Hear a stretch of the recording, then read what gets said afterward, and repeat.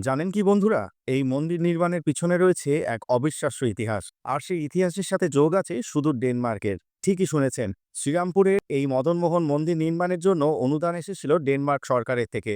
কিন্তু তাও আজকের কথা নয়, সেই সুদূর 1845 সালের ঘটনা।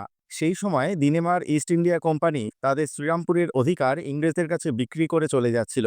ঠিক তখনই তারা এই মন্দিরের পুজোর খরচ চালানোর জন্য এককালীন 10,000 টাকা অনুদান দেন স্থানীয় ব্যক্তি গোপালচন্দ্র মুখোপাধ্যায়কে। তবে এর শুরুটা আরও আগে, 1836 সালে। দিনেমার সরকার একটি হাসপাতাল তৈরির জন্য শ্রীরামপুরে জঙ্গল পরিষ্কার করতে গিয়ে উদ্ধার হয় এক কৃষ্ণমূর্তি। দিনেমার সরকার সেই মূর্তিটি গোপালচন্দ্র মুখোপাধ্যায়ের হাতে তুলে দেয়। এইভাবে শুরু হয় এই মন্দিরের গল্প। তারপর কালের স্রোতে গঙ্গা দিয়ে বয়ে যায় বহু জল। বছর পেরিয়ে আসে 1845 সাল। দিনেমার সরকার শ্রীরামপুর ছেড়ে চলে যায়, কিন্তু রেখে যায় তাদের এই অমূল্য দান, একটি বিশ্বাস, একটি ইতিহাস এবং এক পূজার বন্ধন। বর্তমানে মন্দিরটির নাম মদনমোহন মন্দির। দোলযাত্রা, রাস পূর্ণিমা প্রভৃতি বিশেষ দিনে খুব সুন্দর করে সাজানো হয় এই মন্দির প্রাঙ্গণ। বল্লভপুরের খুব কাছেই অবস্থিত এই মন্দিরটি আটচালা বিশিষ্ট।